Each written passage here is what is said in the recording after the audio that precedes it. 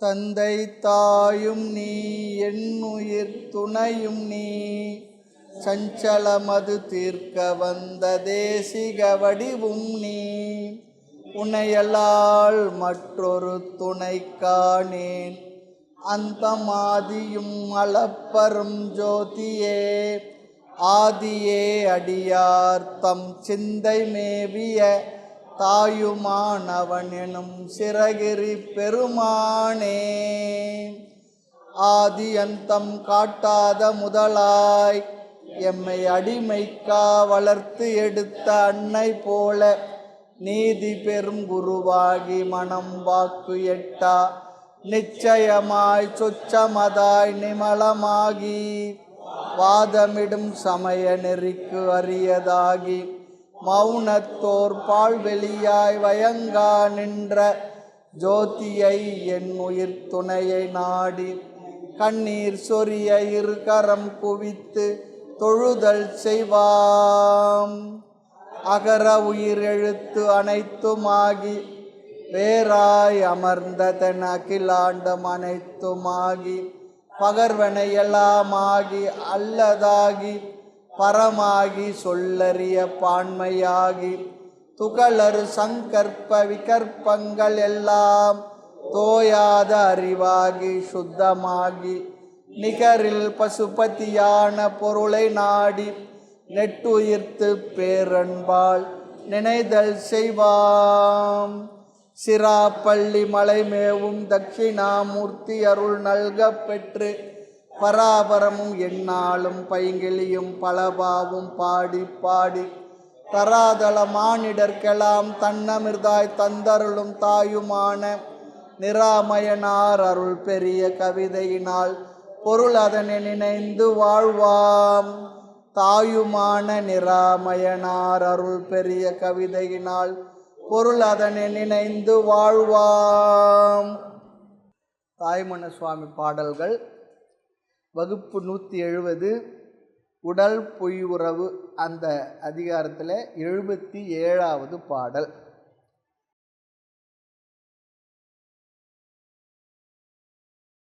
குருவாகி தன்னருளை கூறும் முன்னே மோனா உரு நீடு உயிர் பொருளும் ஒக்கத் தருதியன வாங்கினையே வேறும் உண்மை வைத்திடவும் கேட்டிடவும் இங்கு ஒருவர் உண்டோ இனி. குருவாகி தன்னருளை கூறும் முன்னே மோனா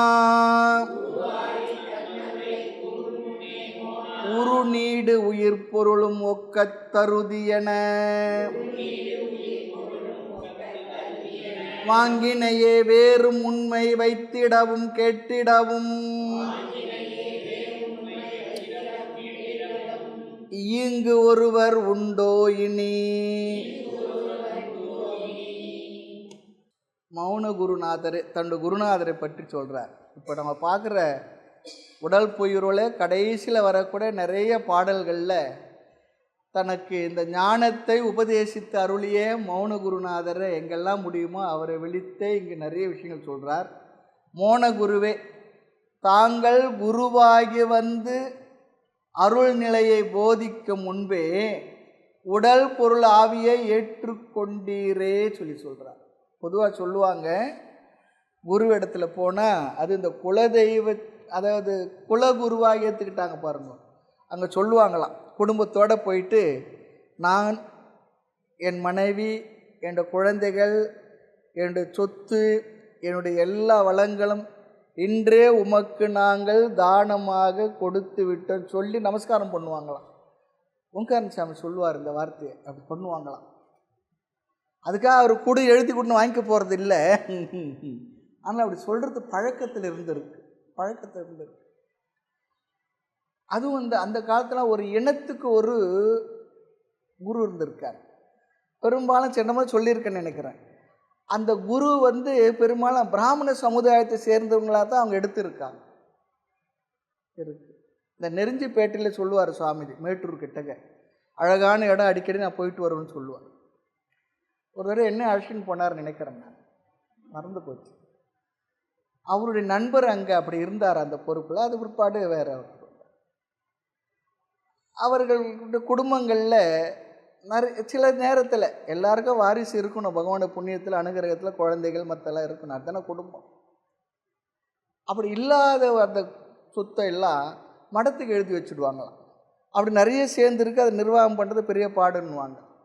அப்படி தான் பெரியவங்க அந்த காலத்தில் நிறைய அவங்களோட பொருள்களை எல்லாம் தனக்கும் போக மீதிய சமுதாயத்துக்கும் தர்ம காரியத்துக்கும் கோயில்களுக்கும் ஆசிரமங்களுக்கும் மடங்களுக்கும் கொடுத்து தான் அவர்கள் தர்ம ரட்சணம், வேத சம்ரக்ஷணம், நம்முடைய கோமாதா சம்ரக்ஷணம், இப்படி நிறைய காரியங்களை அவர்களும் செய்திருக்கிறார். அவர்களும் அப்படி வந்தவர்கள் தான், அப்படிலாம் நடந்திருக்கு. இன்றைக்கி இந்த பக்கத்தில் அந்த மகிமை பண்டு அப்படி இப்படிலாம் ஏதோ வேறு ஒரு முறையில் நடந்துக்கிட்டு இருக்கு. ஆக நம்ம சமுதாயத்தில் அப்படி கொடுக்கறது என்பது இயற்கையாகவே பெரியவங்க காலங்காலமாக பண்ணியிருக்கேன். அதனால தான் பார்த்தா பிரம்மாண்டமான இந்த கோயில்கள், நிறைய தர்ம காரியங்கள், மடங்கள், ஆசிரமங்கள், சத்திரங்கள் இதெல்லாம் அப்படி அமைச்சது தானே. எந்த சாமியார் வரும்பொழுது மூட்டை மூட்டையாக பணத்தோடைய வந்து ஆரம்பித்தாருங்க? ஒன்றும் இல்லை. சித்வான் சாமி பற்றி சொல்லும்பொழுது காலனாவோட இருந்தார் சொல்லுவாங்க, அதை வச்சு தான் ஆரம்பித்தார் ஒரு கருத்தும் சொல்லுவாங்க. இன்றைக்கி பிரம்மாண்டமாக ஆயிரக்கணக்கான மாணவர்கள் அப்படி படிக்கக்கூடிய கல்வி ஸ்தானமாக இருக்குது. 20-30 இடங்களுக்கு மேலே மடங்கள் இருக்குது, சாதுக்கள் இருக்கிறாங்க, நிறைய பேர் நிழல் தர்றது அதெல்லாம் இருக்கிறது தான். ஆக தாங்கள் குருவாகி வந்து அருள் நிலையை போதிக்கும் முன்னே உடல் பொருள் ஆவியை ஏற்றுக்கொண்டீரேன்னு சொல்லிக்க, ஏற்றுக்கொண்டனே. அப்படி தன்னை முழுமையாக ஒப்படைத்த பொழுதுதான் அவர்கள் போதிக்கின்ற அந்த அருளும் கூட, அந்த அருள் என்ன ஞான உபதேசம் மனதில் வந்து தங்குகின்றது. இன்னொன்றும் பார்ப்போம், நாமோ இந்த சாஸ்திர விஷயங்கள் எல்லாம் ஆசீர்வாதத்தோடு சிஷ்யனுடைய மனதிலே இந்த வார்த்தைகள்லாம் சென்று ஒரு தைத்து அல்லது ஒரு மன மாற்றத்தை உருவாக்க வேண்டும் என்ற ஆசீர்வாதத்தோடு சொல்லுகின்ற வார்த்தைகள் இதெல்லாம் அருள் வாக்கு. அதுதான், அதெல்லாம் இருக்குது. அதனால தான் நேரடியாக பார்த்து கேட்குற ஒரு பழக்கம் நமக்கு தேவை. இன்றைக்கி நமக்கு அப்படி இல்லாத பொழுது வாய்ப்பு வரும்போது ஆன்லைனில் நம்ம கேட்டுக்கிறோன்றது ஒரு சௌகரியம் தான், விஞ்ஞானம் கொடுத்துருக்கு. ஆனாலும் கூட இந்த விஷயங்களை நேரடியாக சிஷ்யனை குருவானவர் நேருக்கு நேராக முகத்தை பார்த்து அந்த எக்ஸ்பிரஷனை பார்த்து அவர் சொல்லணும், நாமளும் கேட்கணும். அதுதான் பெரிய விசேஷம். அருளோடு கூடிய அன்போடு கூடிய சொல்லுகின்ற அந்த வார்த்தைகள் அதுதான் இங்கே சொல்கிறார். குருவாகி தன்னருளே, தன்னருளேன்னு சொன்னால் எனக்கு நன்மையை கொடுக்கக்கூடிய, என் மனதை குளிர வைக்கக்கூடிய, ஆமாம், என் உள்ளமே குளிரும் வண்ணம் கோசபாச பின்னலை சின்னமாக்கி இணங்கிய குருவே என்னை ரட்சிக்க வேண்டும் என்றார். என்ன வார்த்தை தெரியுங்களா? கைவல் நவநீதத்தில் தாண்டவராஜ சுவாமிகள் அவர் எழுதின கைவல் நவநீதத்தில் சிஷ்யன் சொல்கிறான், என் உள்ளமே குளிரும் அப்படின்னு. என்ன, ரொம்ப நொந்து நூடுல்ஸ் ஆகி காஞ்சி தீஞ்சி போய் வந்திருக்கேன் பகவான், அந்த உள்ளமெல்லாம் அமைதிப்படுத்தி குளிரும் வண்ணம், நல்ல வார்த்தையை உபயோகப்படுத்துவார். ஒருத்தருக்கு ஒரு விதமான தாபங்கள் அதெல்லாம் இருக்கலாம், வருத்தங்கள், துயரங்கள் எல்லாம் இருக்கலாம். ஆக தன்னருள் சொன்னால் நம்முடைய மனதை அமைதிப்படுத்தக்கூடிய, குளிர்விக்கக்கூடிய வார்த்தைகள். அல்லது இன்னொன்று சொல்லலாம், நான் யார் என்று எனக்கு உணர்த்திய மகா வாக்கியங்கள் அப்படின்னு சொல்லலாம். எப்படி ஒன்றா எடுத்துக்கலாம், இன்டர்பிரிட்டேஷன் தான், நல்ல விதமாக பண்ணலாம். ஆக குரு என்று சொன்னது மௌன குருவை.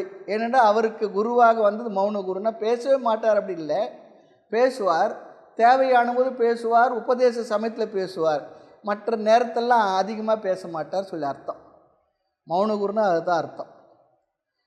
தட்சிணாமூர்த்தி மட்டும்தான் ஆதியிலே உபதேசம் பண்ணாமல் தன்னுடைய செயலினாலேயே அந்த நால்வருக்கும் உபதேசித்தார். அன்றந்த நால்வருக்கும் அற்புதமாய் நீ உரைத்தது ஒன்று, அந்த வார்த்தை எனக்கு உண்டு பராபரம். அந்த வார்த்தையும் வாயில் சொல்லலை, சின்முத்திரை மூலமாக உணர்த்தினார், குறிப்பால் உணர்த்தினார். குறிப்பால் உணர்த்தியதை புரிந்து கொள்கின்ற அளவிற்கு மனப்பக்குவத்தோடு சனகாதி முனிவர்கள் இருந்தாங்க. அது வேறு. அதனால தான் மௌன வியாக்கியா சொல்கிறோம், மௌனமாக இருந்து போதித்தார். மௌனமாக இருந்து பேசாத உண்மையெல்லாம் எனக்கு போதித்தாய் சொன்னார். அது வேறு. அது பெரியவோட சந்நிதியில் சாநித்தியத்தில் நாமளும் அதை கிரகிக்கக்கூடிய அளவிற்கு நமக்கும் அந்த மனநிலை இருந்ததுன்னா அது கிடைக்கிறது தான் இல்லைன்னு சொல்லலை. ஆனால் இந்த காலத்து பேசினாவே புரியல, பேசாத இருந்தால் எங்கே புரிய போகிறது, அது ஒன்று இருக்குது. ஆக அந்த குரு இடத்துல நிறைய பாடம் கேட்டிருக்கார். சிவஞான போதத்தினுடைய விளக்க நூலாக இருக்கக்கூடிய சிவஞான சித்தியாரை அவர் பாடம் கேட்டார். ஒரு கருத்தும் இருக்குது, சைவ சித்தாந்த பரமா. அதனால தான் தாயுமானவரை சைவ சித்தாந்த பரமா தான் இருக்கிறவர் சொல்கிற கருத்தும் இருக்குது. ஆனால் நிறைய இடத்துல அத்வைதத்தை நிறைய சொல்லியிருக்கார். ஆமாம், இரண்டில்லை ஒன்றென்னவே வந்த குருவே வீறு சிவஞான சித்தினர் மௌன உபதேச குருவை சொல்கிறார். அத்துவிதம் பெரும் பேர் என்று அறியாமல் சொல்கிறார். அத்துவித வஸ்துவை சொற்பிரகாசத்தனியை சொல்கிறார். அதனால் அதையும் கூட சைவ சித்தாந்திகள் சிவ அத்துவிதம் அப்படின்னு சொல்கிறாங்க. பகவத்கீதையில் 9வது அத்தியாயத்தை 4-5 ஸ்லோகங்கள் ரொம்ப அந்த அத்தியாயத்துக்கு விசேஷமானது. உபனிஷத் சாரத்தை பகவான் சொல்கிறாரு, இப்போ பார்த்துக்கிட்டு இருக்கோம். அது கேட்குறவங்களுக்கும் அது ஒரு 40 பக்கம் குறிப்பு இருக்குது. அந்த 2 ஸ்லோகத்துக்கு மட்டுமே, 4வது ஸ்லோகத்துக்கு மட்டுமே இருக்குது, 5வது ஸ்லோகத்துக்கும் இருக்குது. புரிஞ்சுக்கிறது உபனிஷத் சாரமாக சொல்லியிருக்கார். அந்த இடத்துல எப்படி இந்த துவைத மதம், இருமைவாதம், அப்புறம் முப்பொருள் உண்மை, அப்புறம் அத்வைதத்தில் என்னென்ன விஷயங்கள், சைவ சித்தாந்தம் 28 விதமான தன்மைகள் வேறுபாடுகளை சொல்லி கடைசியில் சித்தாந்த சைவம் அப்படி சொல்லி அவங்களுக்கு சிவ அத்துவிதம் பேசுகிறாங்க. அவங்க கூட சைவ சித்தாந்த அனைத்துலக மாலை நேர கல்லூரி தருமபுர ஆதீனத்தினுடைய சென்னை மையம் இருக்குது. இந்த பனகல் பார்க்கட்டுக்கு முதல்ல ஆரம்பித்ததில் முறையாக நடத்தினாங்க, படிச்சிருக்கோம். சைவ சித்தாந்த இளம் புலவர், சைவ சித்தாந்த பெரும் புலவர் அப்படிலாம் படிக்க வச்சு பாடம் சொல்லி கொடுத்து ரொம்ப அழகாக பாடம் நடத்தினா பெரிய ஆட்கள். இந்த சைவ சித்தாந்தத்தில் ரொம்ப அன்றைக்கி இருந்த நிலையில் அருணை வடிவேல் முதலியார் சொல்லிட்டு ஒருத்தர் திருவண்ணாமலை பெரிய பரமாச்சாரியாரே புகழப்பட்டவர். அவர் யாருன்னா சைவ சித்தாந்தத்தை பற்றி கேட்டாங்கன்னு அவர்கிட்ட போங்க, அவர் உங்களுக்கு அழகாக சொல்லி தருவார் சொல்லக்கூடிய அளவுக்கு அவர் மகிமை வாழ்ந்தவர். அவருடைய பையன் பாலராவாயன், பால் அராவாயன். யாருக்கு தெரியுமா பேர்? ஞான சம்பந்தருக்கு பேர். இந்த கரையில் உட்காந்து பால் குடிக்கிறார், பசி எடுத்து கேட்குறாரு, அம்மா எப்போ கொடுத்தாங்க. அப்போ அப்பா பாரு காலையில் என்ன யார் கொடுத்த பாலை குடிக்கிறேன்னா அந்த பால் குடித்து முடிக்காது அங்கெல்லாம் வாயில் சிந்திருங்க, குழந்தை நான் சௌகரியமாக சாப்பிடும், நாமளே வாயிலாம் பூசிக்கிறோம், அது விஷயம் வேறு. பால் அராவாயன் ஞான சம்பந்தருக்கு பேர், அவருக்கு பேர் பாலராவாயன். ஆனால் என்ன சொல்ல பாலவராயன் அவரே சொன்னேன், என்ன அப்படி கூப்பிடுறாங்க அப்படி இல்லை என் பேர். எங்கள் அப்பா அழகாக பார்த்து ஒரு பேர் அற்புதமாக வச்சார், உலகத்தில் இப்படி பேர் வழங்குறாங்க. இன்றைக்கி இருக்கார், 80 வயசு இருக்கு. அவர் லயோலா கல்லூரியில் தமிழ்துறை பேராசிரியராக இருந்தார், எங்கள் பாடம் எடுத்தார். ஆமாம். அடுத்து இன்னொருத்தர் ஞான சுந்தரம் சொல்லிவிட்டு அங்கே கந்தசாமி நாயுடு கல்லூரி, அதுக்கப்புறம் திருப்பராயத்து தருமபுர ஆதீனத்தினுடைய செந்தமிழ் கல்லூரியுடைய முதல்வராக இருந்தார் சுந்தரமூர்த்தின்னு சொல்லிட்டு. அவங்கள நல்லா பாடம் நல்லா அருமையாக தான் எடுத்தாங்க. ஆனால் எதுக்காக சொல்ல வரேன்னா, அப்படி சைவ சித்தாந்தம் படிச்சுட்டு அதுவரை வேதாந்தத்துக்குள்ளே வந்த பிற்பாடு தாய்மலர் பாடலாம் பார்த்தா எந்த சித்தாந்தம் உறுதியானதுன்னு நமக்கு அழகாக ஒருத்தர் சொன்னார். உங்களுக்கு மனசுக்கு எது உங்களுக்கு கன்வின்சிங் ஆகுதோ அதுதான் உங்களுக்கு சிறப்பாக இருக்கும்னு சொன்னார். அப்படி தான் இருக்குது. சைவ சித்தாந்த வகுப்பெல்லாம் படித்தோம். டாக்டர் அறம் சொல்லியிருந்தார், சென்னை பல்கலைக்கழகத்தில் துணைவேந்தர். அவர் தான் பட்டமெல்லாம் கொடுத்தார். முறைய இது இருக்குது, ஆல் டிக்கெட் உண்டு, எக்ஸாமினேஷன் உண்டு, பரீட்சை எழுதி பாஸ் பண்ண வச்சு கொஸ்டின் பேப்பர் கொடுத்து அழகாக தான் பண்ணாங்க. ஒரு கல்லூரியில் எப்படி நடக்குமோ அது போல் நடக்கும். எதுக்கு சொன்னால் இதுக்கு உரை எழுதிய கல்யாண சுந்தர முதலியார் இருக்கார், பூவை கல்யாண சுந்தரனார், அவரே கூட சைவ சித்தாந்த பரமாத்தான் எழுதியிருக்கார். ஆனால் இவருடைய உரைக்கு அதுதான் அற்புதமாக இருக்குது. அவர் இந்த பாஷ்யங்கள் எழுதுகிறவங்க என்ன முறையை கடைபிடிப்பாங்களோ அப்படியே கடைபிடிச்சிருக்கார். பதார்த்தம், அப்புறம் பொழிப்புரை, அப்புறம் அதில் இருக்கக்கூடிய இலக்கண விஷயம் எதுக்காக பெரியவங்க பாஷ்யக்காரர்கள் சொல்கிறாங்கன்னு சொன்னால் அந்த வார்த்தைக்கு இந்த இடத்துல இதுதான் அர்த்தம் என்பதை நிலைநாட்டுவதற்கு இலக்கண விதிகளை கடைபிடிக்கிறாங்க. ஆதிசங்கர நூல்லையும் பார்த்தா நிறைய இடங்களில் பாஷ்யங்களில் இலக்கணத்தை கடைபிடிச்சு. எதுக்கு வேதாந்த தத்துவத்தை சொல்ல வந்த பெரியவர்கள் அவங்க பாஷ்யத்தை இலக்கணங்களை சொன்னாங்கன்னு சொன்னால் அந்த வார்த்தைக்கு வேறு மாதிரி அர்த்தத்தை நீங்கள் பண்ணக்கூடாது, இலக்கணப்படியும் கூட இதுதான் என்று தாத்பரிய நிர்ணயம் பண்ணுறது பயன்படுகின்றது. அதுக்காக பயன்படுத்தியிருக்காங்க. இவரும் தாய்மணர் பாடலுக்கு எழுதுகிறவரும் அப்படியே பண்ணியிருக்கார். ஆனால் அந்த நூல் இன்றைக்கி கிடைக்கவே இல்லை. 90 வருஷத்துக்கு மேலே ஆகுது.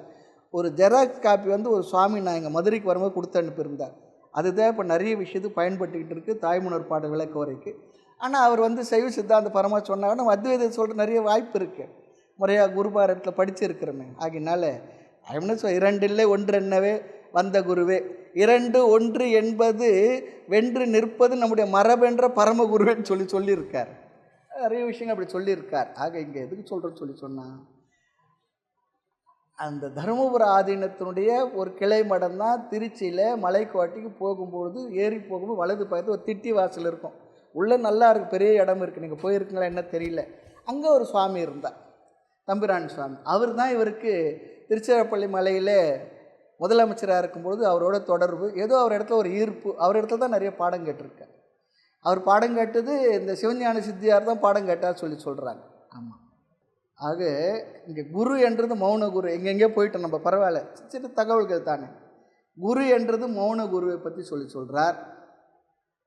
மௌன குருவே தன்னருளை கூறும் முன்னே, உங்களுடைய அந்த என்னுடைய உள்ளத்தை மகிழ்விக்கக்கூடிய, குளிர்ச்சி பொருந்திய அல்லது அமைதிப்படுத்தக்கூடிய அல்லது தத்துவ விசாரத்தில் நான் நிலைத்திருப்பதற்குரிய அருளை கூறும் முன்னே. அருள் சொன்னால் அறிவுன்னு சொல்லி இங்கே எடுத்துக்குவோம்.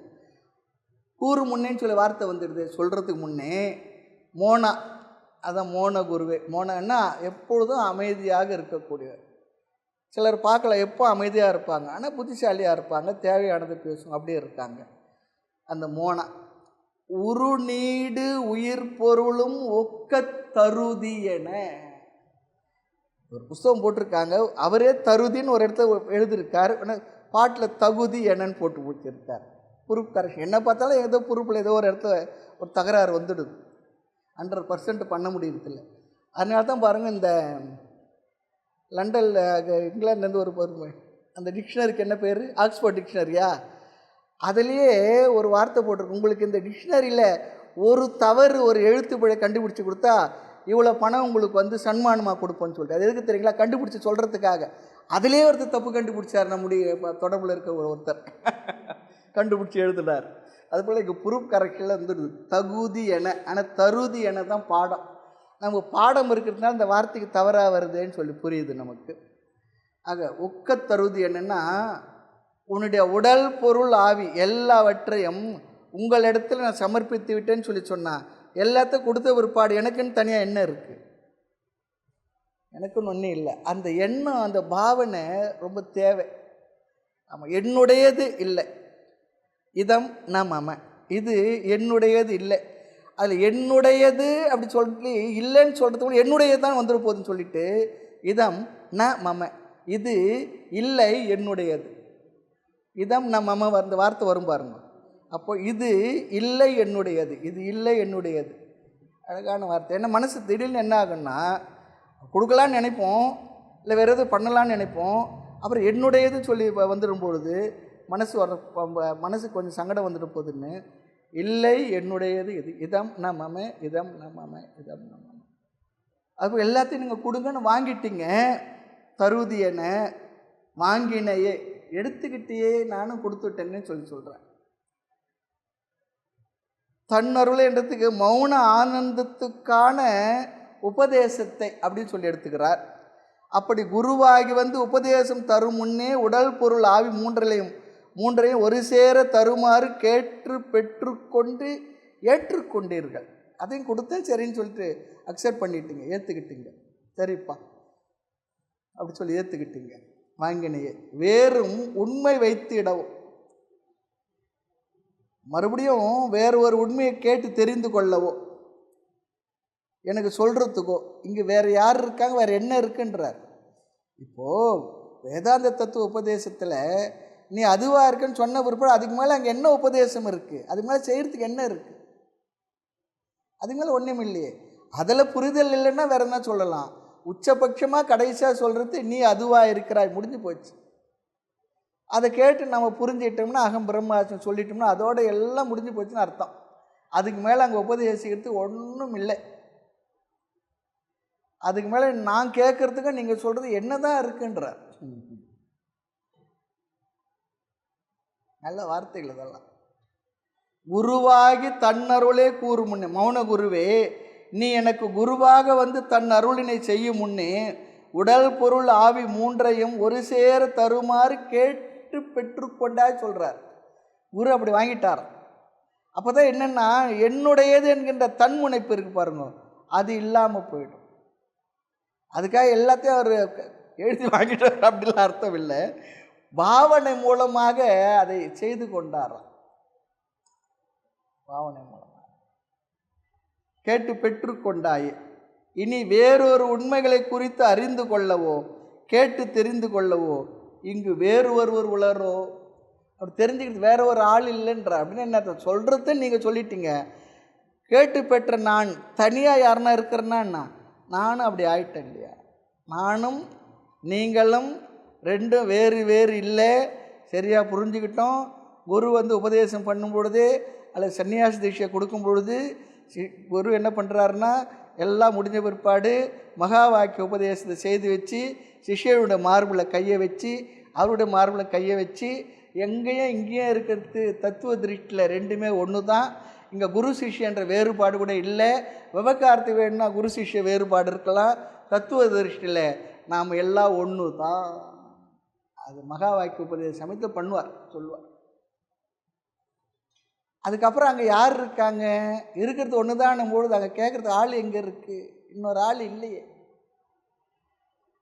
விவகாரத்தில் எல்லாம் இருக்குது. எல்லாம் சொல்லி முடித்தவர்கள் கொண்டு வந்து அறிமுகப்படுத்தும் பொழுது அதையும் சொல்லுவார். என்ன இருந்தாலும் இது தத்துவ திருஷ்டியில் மற்றபடி குரு இருக்கிறார், சிஷ்யம் இருக்கார். விவகாரத்தில் இருக்கிறதுக்கு உனக்கு சீனியராக இருக்கக்கூடிய சாமிங்களாம் இருப்பாங்க, அவங்களாம் இங்கே நமஸ்காரம் பண்ணணும். அதெல்லாம் விவகாரத்துக்கு சரியாக பார்த்துக்கோ. சொன்ன இந்த ஒரு வார்த்தை மட்டும் எடுத்து வச்சுட்டு இன்னும் 2 கொம்பு வந்தாப்போ நீ நடந்துக்காத.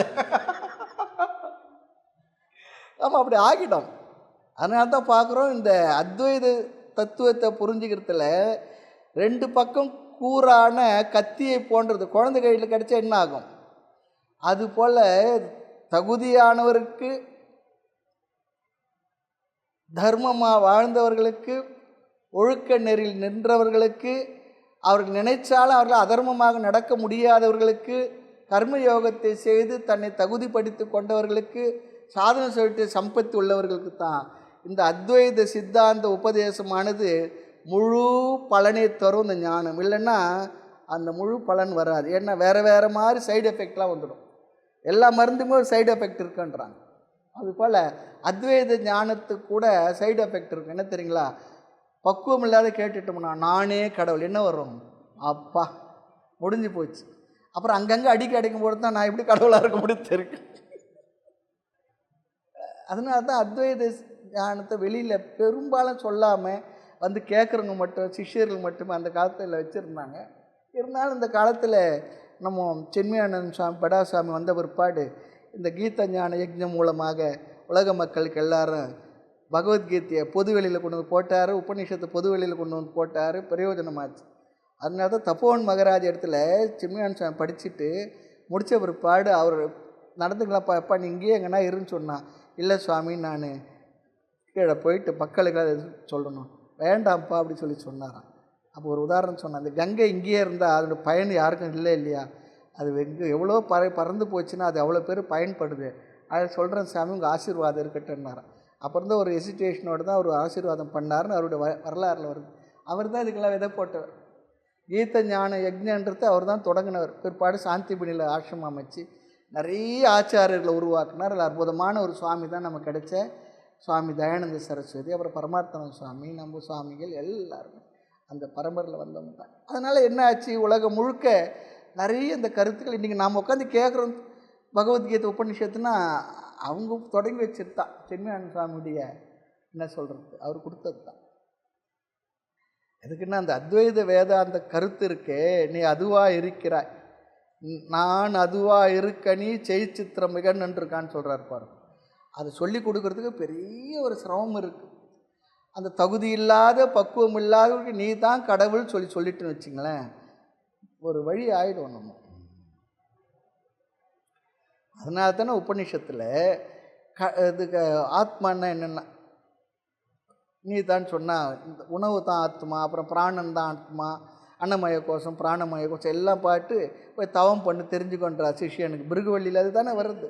ஆமாம், அவர் ஒன்று ஒன்றா போய் தவம் பண்ணிட்டு வரும்போது, தவம் பண்ணால் விசாரம் பண்ண அர்த்தம், உட்காந்து அப்படியே கண்ணு மூடி உட்காந்துரு அப்படி அர்த்தம் இல்லை. அப்போ அதாவது ஆத்மாவுடைய லட்சணங்கள் ஏற்கனவே சொல்லியாச்சு. அவனுக்கு புரிய வைக்கிறதுக்காக அன்னமய கோஷம் தான் அந்த பிரம்மம் ஆத்மானு இப்போ உட்காந்து பார்த்தா இந்த லட்சணத்துக்கும் எதுக்கும் பிரச்சனை இருக்கு. அப்போ எப்படி இது ஆத்மாவாக இருக்க முடியும்? மறுபடியும் போனால் மறுபடியும் போய் பிராணமய கோஷம் தான் ஆத்மா. மறுபடியும் உட்காந்து பாரு, பிராணமயத்தின் குறைகள்லாம் தெரியும், அது இப்படி ஆத்மாவாக இருக்குது. இப்படியா வந்து கடைசியில் ஆனந்த ஆத்மா அப்படி சொல்லி புரியுறது அற்புதமான ஒரு விளக்கம் பிருகுவள்ளி தைத்திரு உபநிஷத்து பிருகுவள்ளியில் வரும். இல்லை இந்த கோணத்தில் படித்தோம்னா தான் நமக்கு அதெல்லாம் தெரியுது. ஆக இந்த அத்வைத கருத்தை புரிஞ்சுக்கிறது பெரிய சிரமம் இருக்குது. அதை புரிய வைக்கிற குருவுக்கும் அதிகமாக பொறுப்பு இருக்குது, கேட்டுக்கிற மாணவனுக்கு அதிகம் பொறுப்பு இருக்குது. அதை புரிஞ்சுக்கிட்டு ஆணவ அகங்காரம் அடங்கி அமைதி பெற்ற மனதில் நான் அதுவாகத்தான் இருக்கிறேன், வேறு எதுவாகவும் இருக்கவில்லை, ஆக நான் என்றும் உள்ள அந்த ஆனந்த ஆத்மாவை நான் என்ற அறிவில் நிலை பெற்றிருப்பது பொழுது தான் தகுதியோடு கூடிய அந்த மனதிற்குத்தான் இந்த ஆத்ம தத்துவ ஞானம் பயனை தருகின்றது. இல்லை இன்னொரு விஷயமும் இருக்குது. தகுதி இல்லாமல் இந்த ஆத்ம ஞான கருத்துக்களை ஏதோ புண்ணியத்தினால் நம்ம காதில் வந்து மனசில் வந்து உட்காந்துருதுன்னா அதுவே பெரிய புண்ணியம்தான். அப்படி வந்துட்டால் என்ன ஆகுனா, முதல் கேட்குறது நமக்கு தகுதியை கொடுக்கும், அடுத்தடுத்து மறுபடியும் அந்த சிந்தனமானது ஞானத்தை கொடுக்கும் அல்லது அறிய வைக்கும், புரிய வைக்கும். அதனால் கேட்காத விட்டுறது இல்லை. தெரிஞ்சோ தெரியாமல் நமக்கு அப்படி ஒரு வாய்ப்பு கிடச்சி கேட்டுட்டோன்னு வச்சுங்களேன், ஐயோ நான் என்ன அவனை பயப்பட வேண்டியதில்லை. முதல் கேட்டல் முதல் ஸ்ரவணம் நமக்கு தகுதியை கொடுக்கும். தகுதி இல்லைன்னா ரெண்டாவது ஸ்ரவணம் அது மனனமாகவும் மூணாவது ஸ்ரவணம் நிதித்தியாசனமாகவும் ஆகி அந்த ஞானத்தில் நம்மை நிலை பெற வைக்கும். ஆகவே நமக்கெல்லாம் வாய்ப்பு கிடைச்சதுன்னா இது சாதாரண விஷயம் இல்லை, நல்லா ஞாபகம் வச்சுக்கணும். மற்றவங்களுக்கெல்லாம் கிடைக்கல, ஏன் கிடைக்கலன்னா அது விஷயம் வேறு, அதுக்கு பல காரணங்கள் இருக்கலாம், அவங்களுக்கு புண்ணியம் பண்ணலை. நமக்கு இந்த வார்த்தையெல்லாம் காதில் விழுந்துக்கிட்டு இருக்கு, தொடர்ந்து கேட்குறேன்னா நிச்சயமாக சத்தியமாக நமக்கு அந்த பெரிய அளவுக்கு புண்ணியத்தை பண்ணியிருக்கோம். அதனால தான் நமக்கு இதெல்லாம் கிடைக்குது. இதனுடைய மகிமை நமக்கு தெரியணும். நடுவில் பகவானும் கீதையில் ஞான மகிமா ஞானத்தை ஸ்துதி பண்ணுவார். 9ஆவது அத்தியாயத்து முதல் 3 ஸ்லோகங்களே ராஜவித்யா ராஜயோகம் சொல்லிகிட்டு இருக்குது. 7 சொற்களை சொல்கிறார். நான் உனக்கு சொல்ல போகின்ற இந்த ஆத்ம ஞானத்துடைய விசேஷம், ஞானத்துடைய மகிமை அர்ஜுனா கேளுன்னு சொல்லிட்டு ஒரு 7 வார்த்தைகள் சொல்கிறார். நிறைய வார்த்தைகள் சொல்கிறார். ராஜவித்யா ராஜகுக்கியம் எல்லாம் சொல்கிறார். நமக்கும் அந்த ஒரு உயர்வோடு அந்த மனதில் ஒரு ஊக்கத்தோடு கேட்கறதுக்கு இதெல்லாம் அது உண்மை கூட. சும்மா நம்மளை புகழ்வதற்காக ஒரு மாதிரி நமக்கு சொல்லி நம்மளை ஏமாத்துறது சாஸ்திரத்துக்கு என்ன பெரிய அப்படிலாம் இல்லை. அவர் எலெக்ஷனில் நிற்க போகிறார் ஓட்டு வாங்கிறதுக்கு, நம்மளை புகழணும்னு சொல்லிட்டு ராஜா அது இல்லை இந்திரன் சந்திரன் சொல்கிறது. 23ஆம் தேதியோட 4 முடிஞ்சிடும் ஓட்டு போடுற வரைக்கும் நம்ம இந்திரன் சந்திரன் அவங்களுக்கு. அப்புறம் நாம் என்னென்னா அவங்களுக்கு அடிமை தான். போய் அவனை பார்த்து ஒரு சர்டிஃபிகேட்டு ஒரு கையெழுத்து போய் நிற்கணும், யார் நீ என்ன நீ அப்படிலாம் கேட்காது. அப்படி தான் இருக்கும். அங்கே சாஸ்திரத்துக்கு குருமார்களுக்கு அப்படிலாம் ப்ராப்ளம் இல்லை. நமக்கு அழகாக சொல்லி கொடுக்குறாங்க, எல்லாம் பேசி கொடுக்குறாங்க. அது ஒரு பெரிய ஒரு மகிமை தான். இத்தனை பேர் இங்கே வரமே பெரிய விஷயந்தானே. ஆக மௌன குருவே, நீ எனக்கு குருவாக வந்து தன் அருளினை செய்யும் முன்னே உடல் பொருள் ஆவி மூன்றனை ஒரு சேர தருமாறு கேட்டு பெற்று கொண்டாயே. இனி வேறு உண்மைகள் குறித்து அறிந்து கொள்ளவோ கேட்டு தெரிந்து கொள்ளவோ இங்கே வேறு ஒருவர் உளரோன்னா வேறு யாரும் இல்லை, நான் ஒருத்தந்தான் இருக்கேன், நான் தான் இருக்கேன், நான் மட்டுமே இருக்கேன், நானே தான் இருக்கேன். நானே நானா யாரோ தானானா, நானே நான் தான், வேறு யாரும் இல்லை. அடுத்து 78ஆவது பாடல். இனிய கருப்பு வட்டை என் நாவில் இட்டாள் நனியிரத மாறாது நானும் தனியிருக்க பெற்றிலேன் மோனம் பிறந்த அன்றே மோனம் அல்லாள் கற்றிலேன் ஏதும் கதி. இனிய கருப்பு வட்டை என் நாவில் இட்டாள் நனியிரதம் மாறாது நானும் தனியிருக்க பெற்றிலேன் மோனம் பிறந்த அன்றே மோனம் அல்லாள் கற்றிலேன் ஏதும் கதி.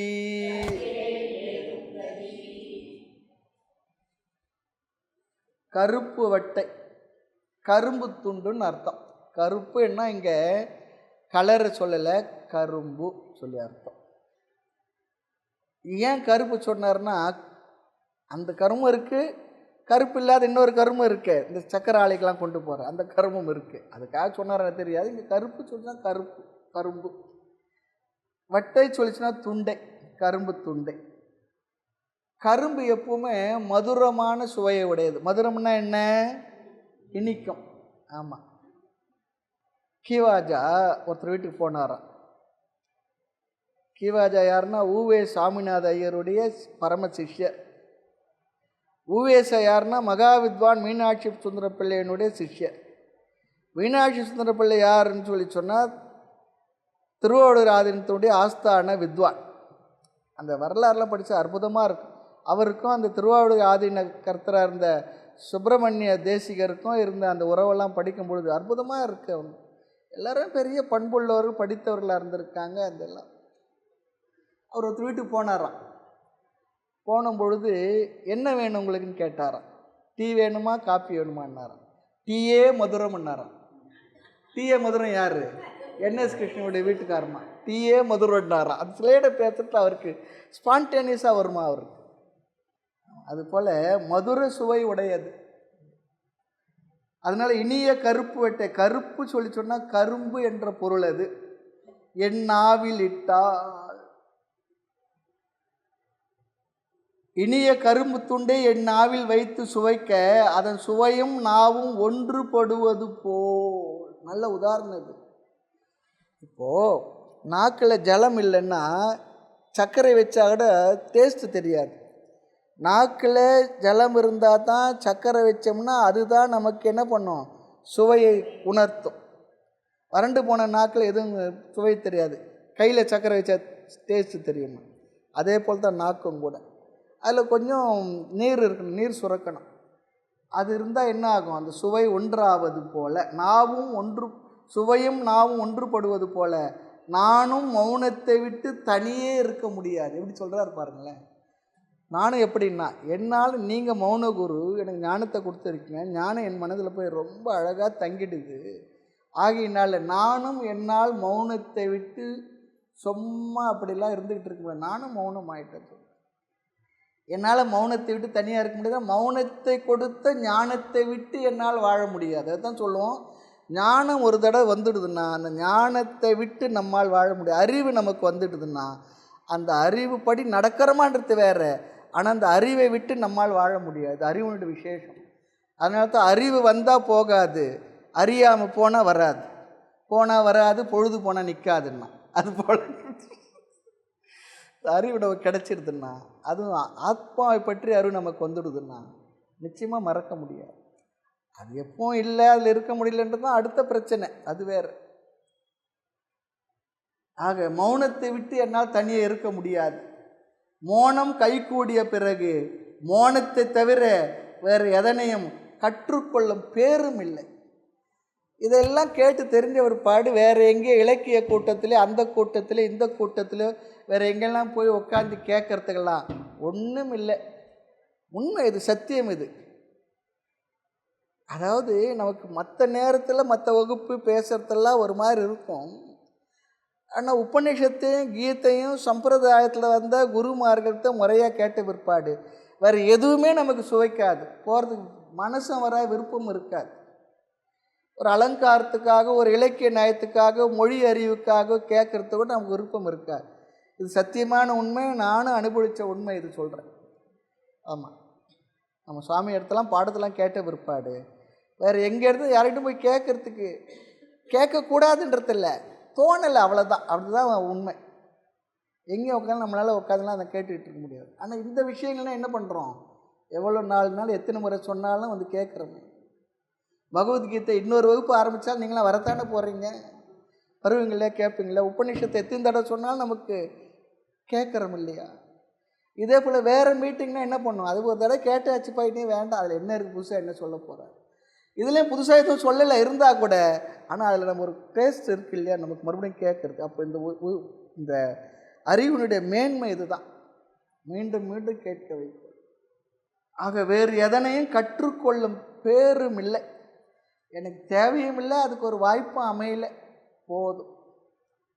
ஆச்சாரின் அருளால் நான் வேற எதையும் பெற தேவையில்லைன்றார். I don't care. போதும், இது கிடைச்சது. என்னை முழுமையாக நிறைத்து விட்டது. என்னை முழுமையாக நிறைக்கக்கூடிய ஆத்ம தத்துவ ஞானத்தை நான் பெற்ற பிற்பாடு எனக்கு வேற என்ன வேணும்? வேறு எதுவுமே தேவை இருக்குல்ல. அப்படிப்பட்ட ஞானம் இது. வேறு எதனாலும் நிறைக்க முடியாத ஞானம் ஒன்று இருக்குன்னா அது ஆத்ம ஞானம் தான், பிரம்ம ஞானம் தான். அது என்னை பற்றி அறிவு தான். அதனால் மட்டும்தான் நிறைக்கவே முடியாத, வேறு எதனாலும் நிறைக்க முடியாத மனதை நிறைக்கக்கூடிய சக்தி இந்த ஆத்ம ஞானத்துக்கு தான் இருக்கு. வேறு எந்த அறிவை பெற்றாலும் நம்ம மனது முழுமையாக நிறைந்தது சொல்லவே முடியாது. காரணம் என்னன்னா, இதுதான் நான் தான் அந்த நிறைவின் சொரூபம் என்று எனக்கு உணர்த்தி என்னை நிறைவுபடுத்தி விட்டது. இனிய கருப்பு வெட்டை என் நாவில் இட்டால் நனிகிறத மாறாது, நானும் தனி இருக்க பெற்றிலே. அதுக்கு முன்னே தனியாலாம் இருக்கிறதுக்கு ரொம்ப முடியல. ஆனால் மோனம் பிறந்த அன்றே அந்த ஞானத்தினால் எனக்கு மோனம் என்றால் ஞானம் சென்று என் மனதிலே முழுமையாக தங்கிவிட்ட பிறகு, அங்கே என்ன அர்த்தம்னா நிஷ்டையான பிறகு, ஞான நிஷ்டை எனக்கு வந்த பிறகு மோனம் அல்ல. அப்போ என்ன ஆச்சுன்னா, மோனம் தரும் ஞானமூட்டி எனக்கு உவட்டா ஆனந்த நிஷ்டை அருளாய் பராபரமே. தாய்மன்னர் கேட்குறார், மோனம் தரும் ஞானம் எனக்கு கொடுத்து ஆனந்த நிஷ்டை அருளாய் கேட்குறார். கிடைச்சதானே? கிடைச்சதுன்றார். கிடைச்சதுன்னு தாய்மன்னர் சொல்கிறார். நான் முக்தியம் பெற்றுக்கொண்டேன் பராபரம் எனக்கு ஏதும் குறைவில்லைன்னு சொல்கிறார். பாயப்புலி 27வது தலைப்பு 27வது பாடல் பாருங்கள். நான் 2-3 தடவை சொல்லியிருக்கேன் அந்த பாடல். பாயப்புலி என்ற 27வது அதிகாரத்தில் 27வது பாடல் அழகாக சொல்கிறார். ஆமாம், நல் முக்தியம் பெற்றுக்கொண்டேன் பராபரம் எனக்கேதும் குறைவில்லைனே. மற்றவங்க யாரும் பெரிய மகான்களை விட கூட தாய்மன்னர் தொண்டை வாரத்திலே நான் மோட்சத்தை பெற்றுட்டேன்னு சொல்கிறார். அது ஒரு விசேஷம் தாய்மன்னர் பாடல்கள். மற்றவங்களும் கேட்டிருப்பாங்க, பெற்றிருப்பாங்க.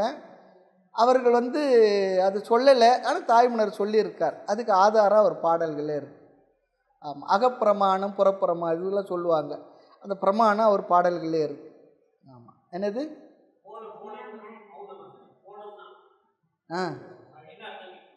மோனம்னா மௌனத்தை தருகின்ற ஞானம். மோனம்னா இங்கே பிரம்மன்னு சொல்லி அர்த்தம். அவ்வளோதான். ஞானம் எதை பற்றி ஞானம்? பிரம்மத்தை பற்றி ஞானம், ஆத்மாவை பற்றி ஞானம், என்னை பற்றிய ஞானம், என்ன ஒன்றா சொல்லலாம். அந்த மோனம் தரும் ஞானம் ஊட்டினா, மௌனத்தை கொடுக்கக்கூடிய ஞானம் எதை பற்றி ஞானம்? ஆத்மாவை பற்றி. ஆத்மாவை பற்றி அறிவு வந்த ஒரு பாடம் அங்கே என்னென்ன பேசுறதுக்கு ஒன்றும் இல்லை.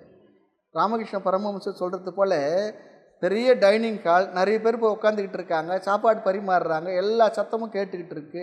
எல்லாம் பரிமாறுற வரைக்கும் தான். பரிமாறி பிரம்மார்ப்பணம் சொன்ன ஒரு பாடு சாப்பிடும்போது யாருன்னா பேசுவாங்களா? யாருன்னா தொந்தரவு பண்ணாட சும்மா அறியா? சினிமா பார்க்க போவோம். பொதுவாக சினிமா பார்க்க போனால் அந்த ஏற்கனவே பார்த்துட்டு வந்தவர் எதனா தொண்ணை எதனா சொல்லிடுவோம். அடுத்த சீன் நம்ம சும்மா அறியா, சுவாரஸ்யம் இல்லை, நீ எதுக்கு சொல்கிற? எதனா கேட்டவுடன் என்ன பண்ணுவோம்? கதை விறுவிறுப்பில் மற்றோட பேச விரும்ப மாட்டோம், அதையே பார்த்துக்கிட்டு இருப்போம்.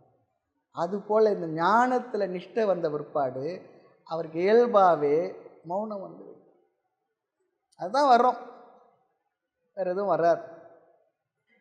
ஞானம் வந்த பிற்பாடு சும்மா பேசினா வந்தது ஞானம் இல்லைன்னு அர்த்தம். வேதாந்தம் படித்தும் வேட்கை தீர்ந்தில்லை. அப்போ ஏன் சாமி நீங்கள் பேசுகிறீங்கன்னு கேட்காதீங்க, நீங்கள் கேட்குறதுனால பேசுகிறேன். சாஸ்திரத்தில் ஒன்று சொல்லியிருக்கு, பாடம் படித்தவங்களுக்கு ரிஷி ரிணம் சொல்லியிருக்கு, சாஸ்திர ரிணம்னு சொல்லியிருக்கு. சாஸ்திரத்துக்கு நம்ம கடமைப்பட்டவர் ஆகிடுமா? என்னென்னா, நீ என்ன தெரிஞ்சுக்கிட்டேயோ அதை மற்றவங்களுக்கு சொல்லி கொடுத்தா தான் அந்த நீ கடன் பட்டிருக்க அந்த கடன் தீருன்னு சொல்லியிருக்கு. அதுக்காக பெரியவங்க அதுக்கு ஒரு வார்த்தை சொல்லியிருக்கு, அதுக்காக அந்த உண்மையிலே கடன் அப்படிலாம் நம்ம அர்த்தம் எடுத்துக்க வேண்டாம். ஒரு பாவனைக்காக நீ 4 பேர் சொல்லி கொடு, அதுதான் அங்கே தாத்பரியம். சாஸ்திர ரிணம் ரிஷி ரிணம் அப்படிலாம் சொல்லியிருக்கு. நீ 4 பேர் சொல்லி கொடு அப்படின்னு சொல்லியிருக்கு. அதை நமக்கு சொல்லி கொடுத்து ஞாபகப்படுத்துகிறாங்க. ஆமாம், இன்னும் காலையில் ஒரு ஜோக் ஒன்று சொன்னேன் நான். அதாவது சாஸ்திரம் என்ன பண்ணுறது தான், சாஸ்திரம் நமக்கு ஞாபகப்படுத்துது எதை? நீ ஆத்மா என்றும் உள்ளவன், நித்தியமானவன், குறைவில்லாதவன், ஆனந்த வடிவினன் அப்படிலாம் சொல்லி நமக்கு ஞாபகப்படுத்திக்கிட்டே இருக்கு. அதுதான் சாஸ்திரத்தின் வேலை. அது ஞாபகப்படுத்தணும்னு நம்ம என்னவா இருப்போம்னா, வந்த வரவை மறந்து மிக்க மாதர் பொன் பூமி மயக்கத்தில் ஆழும் இந்த மயக்க அறுக்க எந்த மெய்ஞான எழில்வாள் கொடுத்தான்னு சொல்கிறார். இது சம்மந்தம் இருக்க இல்லை, அந்த ஜோக்கு சொல்லிடுறேன் நான். ஒரு ரயில்வே ஸ்டேஷனில் வெயிட் பண்ணிகிட்டு இருந்தார். அவரை வழி அனுப்புறதுக்காக 10-15 பேர் வந்து சுற்றி நின்றுட்டு இருந்தாங்க. ட்ரெயினை வந்தாச்சு. வந்த ஒரு பாடு ட்ரெயினும் புறப்பட்டாச்சு. ட்ரெயின் வந்தவுடனே எல்லாரும் இறங்கிறதுக்குள்ளே மற்றவங்க இவங்க ஏறிட்டாங்க. ஆனால் ஒரு பேக்கோட ஒருத்தர் நின்றுக்கிட்டு இருக்காரு. வண்டியில் ஏற முடியல, தவிக்கிறார். அப்போ அந்த ஸ்டேஷன் மாஸ்டர் வந்தாவன், ஐயா என்ன பண்ணோம், இந்த ட்ரெயினில் தான் நான் போனோம், ஏன் நீங்கள் விட்டுட்டிங்கன்னா? அவர் சொன்னார், நீங்கள் அடுத்த ஒரு ட்ரெயின் இன்னும் ஒரு 5 நிமிஷத்தில் வரும், அதில் உங்களை ஏற்றி விடுறேன், பரவாயில்ல ஏதோ அவர் சொன்னார், இல்லை என் கூட என்னை வழி அனுப்புறதுக்காக 10 பேர் வந்தாங்க, அவங்களாம் ட்ரெயினில் ஏறிட்டாங்க, நான் இங்கே நின்றுட்டேன். அதுபோல் நம்ம எதுக்கு வந்தோமோ அது இல்லாமல் அப்படி ஆகிடக்கூடாது. வந்த வரவு நமக்கு ஞாபகம் இருக்கணும். எதுக்காக வந்தோமோ வந்த வேலை நமக்கு ஞாபகம் இருக்கணும். அதுதானே உத்தவ கீதையில் பகவானே, நீங்கள் அவதாரம் எடுத்து வந்த வேலை முடிஞ்சிடுச்சு, நீங்கள் வைகுந்தத்துக்கு எழுந்தருள வேணும், தேவர்கள்லாம் வந்து கேட்குறாங்க. பகவான் சொல்கிறா, எனக்கு ஞாபகம் இருக்குது, இன்னும் ஒரே ஒரு வேலை பாக்கி இருக்குன்னார். அப்படி தான் அந்த பாகவதத்தில் பகவானுடைய உத்தவருக்கான உபதேசம் தொடங்குறது. ரொம்ப அழகான இடங்கள் அதெல்லாம். சில இடங்கள்லாம் அழகாக நம்மளால் ரசிக்க முடியும், என்ஜாய் பண்ண முடியும். அதுபோல் நம்முடைய வந்த வரவு என்ன, இந்த உடல் எடுத்து அதனுடைய பிரயோஜனம், இந்த உலகத்தில் இருக்கக்கூடிய எல்லா விஷயங்களும் நம்ம கர்ம வினை பிராரப்தத்தினால வந்து அமைகின்றது செய்கிறோம். அந்த சந்தேகங்களை செய்து தான் ஆகணும். ஆனால் அதே நேரத்தில் இன்னொன்று ஒன்று இருக்குது. என்ன தெரியுங்களா? நான் எதுக்காக வந்தனோ அந்த உண்மையும் தெரிந்து கொண்டு, இந்த உடல் என்பது ரொம்ப விசேஷமானது, மற்றவங்களாம் கிடைக்காத ஒன்று கிடைச்சிருக்கு, இந்த பிரயோஜனத்தை புரிந்து கொண்டு எப்படி வாழணும் அப்படி வாழ்ந்து என்னை பற்றி உண்மையை அறிந்து மோட்சத்தை பெறுவதற்கு உள்ள ஒரே வாய்ப்புள்ள ஒரு பிறப்பு மனித சரீரம்தான். இந்த மனித சரீரத்தில் வெளிப்பட்ட ஜீவர்களுக்கு தான் இந்த வாய்ப்பு கொடுக்கப்பட்டிருக்கு.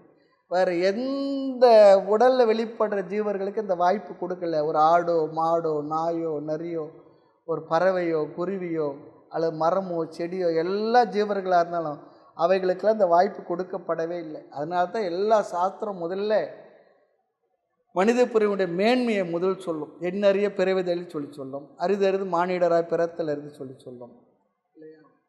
மனுஷத்துவம், மனுஷனாக பிறக்கிறது பெரிய விஷயம் சொல்லுவோம் இல்லையா? அதனால் இதை புரிந்து கொண்டு உணர்ந்து கொண்டு என்ன அறியணுமோ அதை அறிந்து அடைந்து அமைதியாக இந்த உடலை விட்டு அதுக்கு தயாராக இருக்கணும். இதெல்லாம் நமக்கு தயார்படுத்தி கொடுக்கறது வேதாந்த சாஸ்திர ஞானத்தை தவிர, இது சொல்லிக் கொடுக்கக்கூடிய வழிமுறைகள் சாதனங்களை தவிர வேறு எங்கேயுமே உங்களுக்கு இதெல்லாம் கிடைக்காது. அதுவும் சம்பிரதாயமாக வந்து அத்வைத சித்தாந்தத்தை போதிக்கக்கூடிய ஆச்சாரியர்கள், நான் சுவாமிஜி இடத்துல இந்த சைவ சித்தாந்தம் படிச்சிருந்தாலும் கூட இதில் அட்ராக்ட் ஆனதுக்கே காரணம் ஒரு சிஸ்டமேட்டிக் டீச்சிங். அழகாக நமக்கு புரிய வச்சு, மற்றதெல்லாம் என்னவோ இப்படி எல்லாம் சொல்லலாம். அது இன்னும் அடையணுமா, அது போகணுமா, வரணுமா, அப்படி நம்மளால் பிடிக்க முடியாதபடி தான் ஏதோ சொல்லி வைப்பாங்க. ஒரு மாதிரி எட்டியே பிடிக்க முடியாது, அப்படியே ஒரு தாக்கத்தில் தவிப்பிலே விட்டு வச்சுருக்கா போல். ஆனால் இந்த டீச்சிங்கில் மட்டும்தான் நமக்கு பிடிபடுறா போல் விஷயங்களை எடுத்து சொல்லி சிஸ்டமேட்டிக்காக ஒரு டீச் பண்ணி நம்மளை மனதை அழகாக அங்கே உட்கார வச்சுட்றாங்க. அது ஒரு விசேஷம்தான். அதெல்லாம் அது நமக்கு கிடைச்சதே பெரிய பாக்கியம்தான். ஆக மௌன தேசிகன் ஞானோபதேசம் அவருடைய உபதேசத்தை கேட்ட உடனே சுகம் தோன்ற தொடங்கியது. எனக்கு அந்த ஆத்மா பற்ற அறிவு எனக்கு கிடைச்ச உடனே சுகம் தெரிய ஆரம்பித்து விட்டது. பசியாக இருந்த எனக்கு சாப்பாடு கிடைச்ச உடனே ஒவ்வொரு கவலமும் வயிற்றுக்குள்ளே போக போக பசியானது எப்படி கொஞ்சம் கொஞ்சமாக அடங்கி கடைசி கவலம் போகும்பொழுது முழுமையாக பசி எப்படி நீங்கி இருக்குமோ அதுபோல் குருநாதனுடைய வார்த்தைகளை, சாஸ்திர விஷயங்களை, வாக்கியங்களை, ஆத்மா பற்றிய கருத்துக்களை அல்லது என்னை பற்றி அறிவை நான் பெற என்ன ஆச்சுன்னு எனக்கு கொஞ்சம் கொஞ்சமாக அமைதி வந்து முழுமையாக என்னை அமைதிப்படுத்தி விட்டது. அப்படி அமைதிப்படுத்த பிற்பாடு வேறு எதுவுமே எனக்கு தேவை இருக்கவில்லை. இந்த மனநிலை வந்துடணும். அதுக்கு பிற்பாடு அங்கே போய் இங்கே போய் அதை கேட்கலாம் இதை கேட்கலான்னா இன்னும் நம்ம கேட்டதில் நமக்கு நிறைவு கிடைக்கலன்னு அர்த்தம். ஆனால் சொல்லியிருக்கு சாஸ்திரம், நிறைய பேர்கிட்ட கேளு, நிறைய கேளுன்னு சொல்லியிருக்கு, தப்பு இல்லை. ஆனால் முதல்ல ஒருத்தர்கிட்ட முறையாக கேட்டு அப்புறம் நீ எத்தனை பேர்கிட்ட வேணால் கேளுன்னு. அதில் இன்னொரு பொடி வச்சுருக்கு, நீ ஒருத்தர்கிட்ட ஒழுங்காக கேட்டால் அப்புறம் நிறைய பேர்கிட்ட கேட்க வேண்டிய அவசியம் உனக்கு வராதுன்றது அதுக்குள்ளே இருக்குது. இந்த கருத்தை சொல்லக்கூடியங்கிட்ட தான் போய் கேட்க முடியும். நமக்கு கேட்கணும். நமக்கு நிறைய புண்ணியம் இருந்தது சொல்லி சொன்னால் நிறைய இடத்துல கேட்டு இருந்தாலும் கூட அப்புறம் நம்முடைய தகுதிக்கேற்ப வார்த்தை சொல்ல சத்குருவும் வாய்க்குன்னு தாய்மன்னர் சொல்கிறது போல் தத்துவ விசாரத்தை அழகாக நம்மளை கைட் பண்ணக்கூடிய யாரோ ஒருத்தர்கிட்ட தொடர்பு கிடைச்சி ஒழுங்காக கேட்க வைப்போம். ஆக வேறு எதனையும் கற்றுக்கொள்ளும் பேரும் இல்லை, எனக்கு வாய்ப்பும் இல்லை, அவசியமும் இல்லை என்றார். அடுத்து 79வது பாடல். ஏதுக்கும் சும்மா இரு நீ என உரைத்த சூதுக்கோ தோன்றா துணையாகி போதித்து நின்றதற்கோ என் ஐயா நீக்கி பிரியாமல் கொன்றதற்கோ பேசா குறி. ஏதுக்கும் சும்மா இரு நீ என உரைத்த சூதுக்கோ தோன்றா துணையாகி போதித்து நின்றதற்கோ என் ஐயா நீக்கி பிரியாமல் கொன்றதற்கோ பேசா குறி. என் ஐயனே, நீ மௌனமாக இருக்கும் தன்மையை மாயையை நீக்கி அடக்குவதற்கு, அது மாயையிலிருந்து நீங்கி அமைதியாக இருப்பதற்குத்தானே நீ எனக்கு அதெல்லாம் சொல்லி கொடுத்த. என்ன சொல்லி கொடுத்தாருன்னா, பேசா குறின்னா சின்முத்திரன் அர்த்தம் சொல்லிடுறார். என் ஐயனே, ஐயனேன்னா குருநாதரை சொல்றார். சும்மா இரு நீ உபதேசித்தது தந்திரமோ, தந்திரம் சொல்லி சொன்னால் எனக்கு உபதேசத்தை ஒரு மாதிரியான ஒரு குழு கொடுத்தியா, எனக்கு ஒரு வழி காட்டினியா இல்லையா. மந்திரத்தை மயங்காது எனக்கினியோ தந்திரத்தை வைக்க தகாதோ பராபரம் சொல்கிறோம். தந்திரம் சொல்லி சொன்னால் அது எப்படி இருக்கணும், அந்த முறை நேக்குன்னு சொல்கிறாங்களே, அந்த ஒரு வேலையில் இருக்கக்கூடிய சூக்ஷமம், அதுபோல் எனக்கு நீ ஒரு தந்திரமாக சொல்லி கொடுத்த ஒரு விஷயத்தை, ஆத்மா பற்றிய விஷயத்தை உதாரணங்களோடு அழகாக எனக்கு பிசிறில்லாமல் புரிய வச்சேன். ஆமாம், அது தந்திரமா. தோன்றா துணையாக நின்று உதவி செய்ததற்கும்.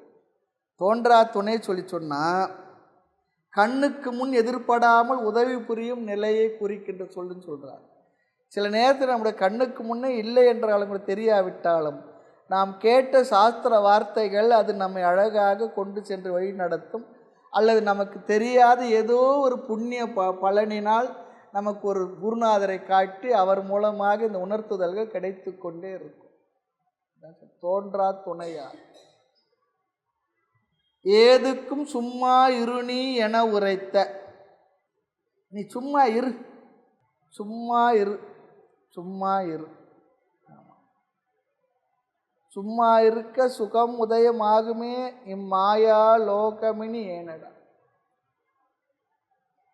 சும்மா இருக்க சுகம் சுகம் என்று சுருதியெல்லாம் அம்மா நிரந்தரம் சொல்லவும் கேட்டு மறிவின்றியே.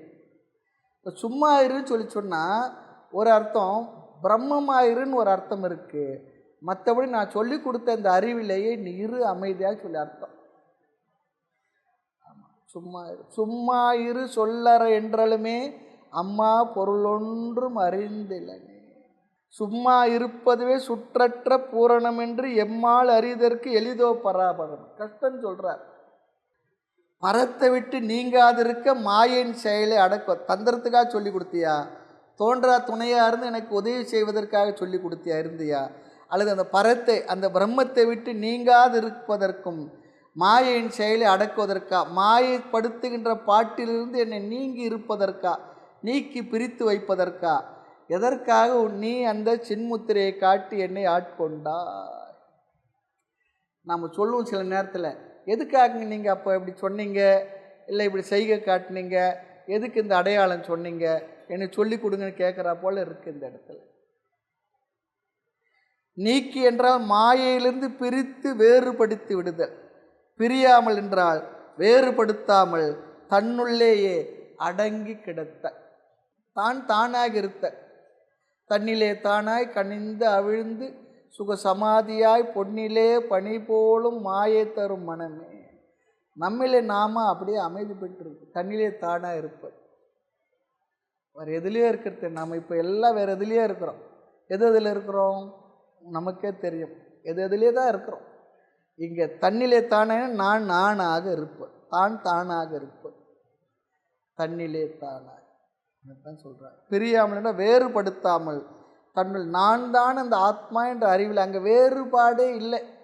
வேறுபாடு இல்லாத ஏகமான ஒன்றேயான அத்வைதமான ஆத்மாவாக இருத்தல். அதற்காக தான் நீ சொல்லி கொடுத்தேன்னு நினைக்கிறேன் அப்படின்றார். கொன்றது சொல்லி சொன்னால் மாயையின் வீரியத்தை அடக்கி இருத்தல் சொல்கிறார். ஏதுக்கும் சும்மா இருணி என உரைத்த சூதுக்கோ. சூது சொன்னால் இங்கே தந்திரன்னு சொல்ல, தந்திரன்ற வார்த்தை அவர் உபயோகப்படுத்தலை. சூது என்றால் தந்திரத்திற்கோ, பேசா குறி என்றால் சின்முத்திரை சொல்லி சொல்கிறார். தோன்றா துணையாக, கண்முன்னே தோன்றலை ஆனால் துணையாக இருந்து போதித்து நின்றதற்கோ. அஞ்சேல் அஞ்சேல் என்று அடிமைக்கு அப்போது நெஞ்சில் உணர்த்து நிறைவே பராபரமே சொல்கிறார். அறிவில் நின்றும் குருவாய் உணர்த்தியது மன்றி மோன குருவாகி, இந்த வார்த்தையெல்லாம் உபயோகப்படுத்துகிறார். அதெல்லாம் மனசில் வச்சுட்டு தான் சொல்கிறார். அவருக்கு அப்படிலாம் உணர்த்தல் கிடைச்சிருக்கு, நமக்கும் கிடைக்குமானா கிடைக்கும். நாம் முறையாக அந்த வழியில் அப்படியே சாதனைகள் செய்யும் பொழுது குருவாய் இருந்து எனக்கு உணர்த்தினையே மோனா அப்படி ஒரு இடத்த சொல்கிறார். எப்போல்லாம் நினைக்கிறனோ அப்போ உன்னுடைய அந்த உணர்த்துதல் எனக்கு கிடைச்சது சொல்லி சொன்னால் என்ன அர்த்தம்? அவர் சொன்ன வார்த்தைகள் நமக்கு ஞாபகத்துக்கு வந்து அந்த வார்த்தைகள் நம்மை வழிகாட்டும். இப்போது ஒரு இருட்டான இடத்துல இருக்கிறோம், திடீரென்று விளக்கு நின்று விட்டது. அவர் எங்கே இருக்கிறார் தெரியல, கரண்ட் இல்லை, விளக்கு வெளிச்சம் இல்லை. அந்த நேரத்தை எது நமக்கு வழிகாட்டு சொல்லி சொன்னால், இங்கே பாருங்க நான் இங்கே தான் இருக்கேன், நேராக அப்படி வாங்க, அப்படி இப்படி திரும்பாதீங்க அப்படி சொல்கிறாங்க பாருங்க. அந்த இடத்த வார்த்தை சப்தம் தான் அங்கே நமக்கு விளக்கு வெளிச்சம் வழிகாட்டுது. அதுபோல் குருவுடைய உபதேசம் நமக்கு எந்த நிலையிலும் நமக்கு வழிகாட்டுவது அவருடைய உபதேசம் வார்த்தைகள். அந்த அர்த்தத்தை எடுத்துக்க. கொன்றது சொன்னால் மாயையின் வீரியத்தை அடக்கி, அதுக்கு தானே பேசா குறின்னா நீ சின்முத்திரையை காட்டி எனக்கு அனுகிரகம் செய்தது. தந்திரமாகவும் தோன்றா துணையார் எனக்கு சொல்லவும் மாயையிலிருந்து நீங்கி இருக்கவும் அடிக்கடி வந்து என்ன பண்ணுற வார்த்தை இது இல்லை, ஆமாம் இதுதான் அப்படி சொல்லி சொல்கிறது. வழி ஈதென்றும் அல்லா வழி ஈதென்றும் சொல்லி சொல்கிறார். இதுதான் வழி, இது தேவையில்லாத வழி என்று எனக்கு சொன்னேன்னு சொல்லி சொல்கிறார் ஒரு இடத்துல. அவர் பாடல் இதெல்லாம் முழுமையாக படித்து இந்த வார்த்தையை ஞாபகம் இருந்தால் தான் எந்த இடத்துல ஏன் இப்படிலாம் சொல்கிறார் தெரியும். அவருக்கு அதெல்லாம் கிடைச்சிருக்குன்னு சொல்லி தெரியும். ஆக ஏதுக்கும் சும்மா இருணி என உரைத்த சூதுக்கோ தோன்றா துணையாகி போதித்து நின்றதற்கோ என் ஐயான்னு சொல்கிறார். ஐயான்னா நம்ம எப்போ சொல்லுவோம், அப்பாவை ஐயான்னு சொல்கிற பழக்கம் இங்கே இருக்குது. ஐயா இருந்தால் நமக்கு வழிகாட்டியர்கள் ஐயான்னு சொல்லி சொல்கிறோம். ஐயா என ஓங்கி ஆழ்ந்து அகன்ற நுண்ணியனே. ஐயான்ற வார்த்தை ஒரு மாதிரி ஒரு சூழ்நிலையில் நமக்கு வழிகாட்டி வரும்போது சொல்லக்கூடிய ஒரு வெளிப்பாடு அந்த வார்த்தை. அதுபோல் என் ஐயா நீக்கி பிரியாமல் கொண்டதற்கும் வேறுபடுத்தாமல் தன்னுள்ளே அடங்கி கிடப்பதற்கு மாயையின் வீரியத்திலிருந்து விடுபட்டு இருப்பதற்கும் பேசா குறியாப்போ சின்முத்திரையில் இவ்வளவும் இருக்குன்றார். நாம் தான் பார்த்துக்கிட்டு இருக்கோம், தட்சிணாமூர்த்தி இப்படி காட்டிக்கிட்டு இருக்காரு. அது அன்றந்த நால்வருக்கும் அற்புதமாய் நீ உரைத்தது ஒன்றந்த வார்த்தை.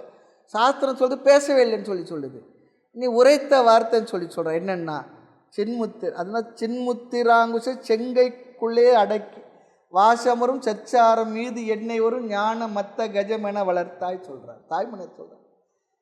குரு சொன்னார், பேசினார், இங்கே பார்ப்பா முடிஞ்சு போச்சு. அப்படி என்ன ஒரு ஞானத்தில் ஒரு யானையை போல, மதம் பிடித்த யானையை போல என்னை வளர்த்தாய் சொல்கிறார். அடுத்து 80வது பாடல். குறியும் குணமும் மறக்கூடாத கூட்டத்து அறிவறிவாய் நின்றுவிட ஆங்கே பிரிவரவும் சும்மா இருத்தி சுகம் கொடுத்த மோனனின்பால் கைமாறு நான் ஒழிதல் காண். குறியும் குணமும் அறக்கூடாத கூட்டத்து அறிவறிவாய் நின்றுவிட ஆங்கே பிரிவரவும் சும்மா இருத்தி சுகம் கொடுத்த மோன நின்பாள் கைமாறு நான் ஒழிதல் காண். குருவே, நீ எனக்கு செய்த இந்த பெரிய ஞான உபதேசம் இன்னைக்கு யார் நேரம் கொடுக்குறாங்க? குழந்தைங்களுக்கே நேரம் கொடுக்க முடியல, நமக்கே நாம் நேரம் கொடுத்துக்க முடியல. பல நேரத்தில் என்ன சொல்கிறோம்? அது பண்ண முடியல, இது பண்ண முடியல, நேரம் இல்லை நேரம் இல்லைன்னு ஓடிக்கிட்டு இருக்கிறோம். அப்படி இருக்கும்போது குருவானவர் நேரம் கொடுத்து சிஷ்யனை உட்கார வச்சு அவனுடைய சில விதமான குறைபாடுகளை எல்லாம் ஏற்றுக்கொண்டு வழிகாட்டி வார்த்தைகளை சொல்லி விளக்கி சொல்லி அவனை புரிகிற வரைக்கும் வச்சு யார் பண்ணுறாங்க? அதெல்லாம் நினச்சி பார்த்தா எப்படி இருக்குது? பெரிய விஷயந்தான். இந்த காலத்து பிள்ளைங்களுக்கு அதெல்லாம் கிடைக்கல. அன்றைக்கெல்லாம் அம்மா நம்ம வீட்டிலே இருக்கும், வெளியே போகாது, பாட்டி இருக்கும், அத்தை இருக்கும், மற்றவங்களாம் இருப்பாங்க. குழந்தைகளுக்கு முழு நேரத்தை கொடுத்து அதுங்களுக்கு என்ன பண்ணுவாங்க? அவங்க அரவணைப்பிலேயே வாழ்ந்து வளர்ந்துருக்கும். நமக்கு ஒரு குறையும் வரல. இந்த காலத்து அந்த வாய்ப்பு நிறைய குழந்தைங்களுக்கு கிடைக்கல. இல்லை, அப்படியே பாட்டி தாத்தா இருந்தாலும் முதல்ல அனுப்பி விடுறதுக்கு வேலையை பார்த்துடுறாங்க. அதெல்லாம் அது பெரிய விஷயங்க. அதெல்லாம் எவ்வளோ கோடி கொடுத்தாலும் கிடைக்காத விஷயங்கள். அதெல்லாம் ஒரு பாட்டின்னா வந்தால் அதை அரவணைச்சு அதுக்கு பண்ணுறது. அம்மா ஒரு மாதிரி வளர்த்துருக்கோம். பாட்டின்றது அம்மா ஸ்தானத்துலேருந்து கொஞ்சம் வசந்து பெரிய ப்ரமோஷன் அதுக்கு. ஆமாம், அந்த அன்பு இருக்குது பாருங்கள், அது வேறு விதமாக இருக்கும். அது வாரி இணைச்சி அதுக்கு செய்கிறதெல்லாம். இந்த குழந்தை போய் சொல்லிச்சான் அவங்க அப்பா மேலே புகார், இங்கே பாரு உங்கள் பையன்கிட்ட சொல்லு என்ன. அதுக்கு அதெல்லாம் நல்லா தான் இருக்குது, சந்தோஷமாக இருக்குது. அப்படிலாம் அரவணைச்சு வாழ்ந்த விஷயம் இருக்குது. எது சொன்னால், குருவே நான் என்பது அற்று இருத்தல் தான் நான் செய்கின்ற கைமாறு. அதுக்கு சொல்ல வந்தேன், நீ எனக்கு இந்த ஞானத்தை எல்லாம் போதித்துக்கு நான் என்னென்னா உனக்கு திருப்பி எதனா கைமாறு பண்ணணும்னு சொன்னான். செய்யுமாறு ஒன்றும் காணேன் திருவடி போற்றி போற்றி சொன்னாலும் கூட உனக்கு கைமாறு என்ன? நான் எதுவுமே கேட்கல. என்னெடுத்து என்ன கேட்டேன்னா, நான் என்பது அற்று அதிலேயே இருப்பதுதான் நான் உனக்கு செய்கிற பெரிய கைமாறுன்றார். அதுதான் கேட்டிருப்பார் குரு. நீங்கள் இன்னும் எதுவும் செய்ய வேண்டியதில்லை. அவருக்கு எதுவும் வேண்டாம் தானே வந்து உட்காந்துக்கிட்டு இருக்கா. அவருக்கு என்ன வேணும்? ஒன்றும் வேண்டாம். சிவாஜி மகாராஜ் என்ன பண்ணார்?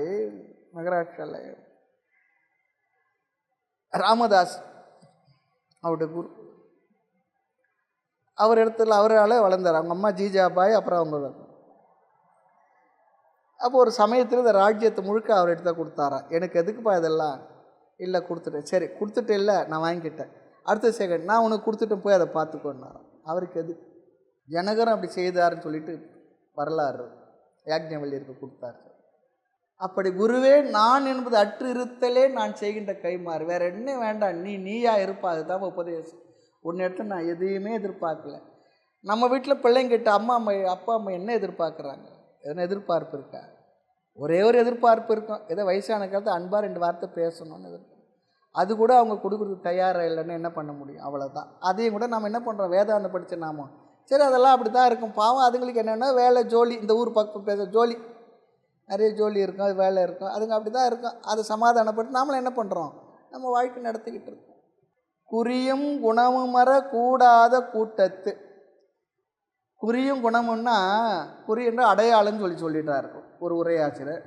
குண வேறுபாடும், ரஜோகுணம் தமோகுணம் எல்லாம் இருக்குது பாருங்கள், சத்துவகுணம். இந்த குணங்களுடைய வேறுபாடும் கூடாத கூட்டத்து, அதெல்லாம் இல்லாமல் கூடுவதற்கரிய சிவனடியார் திருக்கூட்டம் அப்படிலாம் இல்லை. அப்படின்னா என்ன அர்த்தம்னா, அடியார் சொல்லி வந்தா, சத்சங்கன்னு சொல்லி வந்தா, நம்மக்கிட்ட இருக்கக்கூடிய நம்முடைய இயல்பான சில பலகீனங்களை எல்லாம் தூக்கி ஒதுக்கி எங்கே வைத்து விட்டு அந்த இடத்துல அடியாராக நடந்து பக்குவமுடையவர்களாக நடந்து ஒருவருக்கொருவர் ஒன்று பாருங்கள், எல்லாரும் சத்சங்கத்துக்காக தான் வருவாங்க.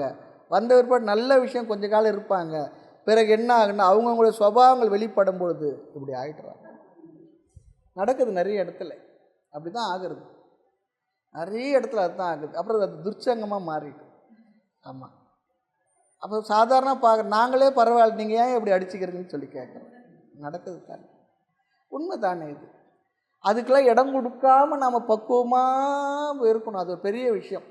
அதுக்கு அங்கே ஒரு வழிகாட்டக்கூடிய அவங்களுக்கும் மேலே ஒரு தகுதியுடைய ஒரு யாராவது ஒருத்தர் ஆளுமை இருந்ததுன்னா அவங்கள அப்படியே வழி நடத்திட்டு போவாங்க. இல்லைன்னா என்ன ஆகிடும் தெரியுங்களா, வேகமாக வந்தவங்க அதை விட வேகமாக வெளியே போயிடுவாங்க.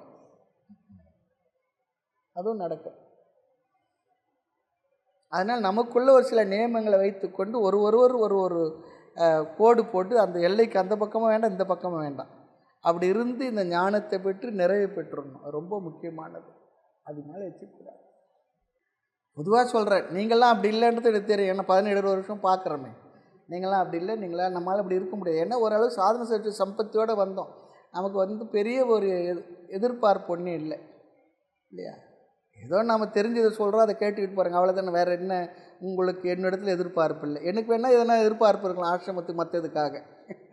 அது நமக்கு பர்சனலாக ஒன்றும் இல்லை.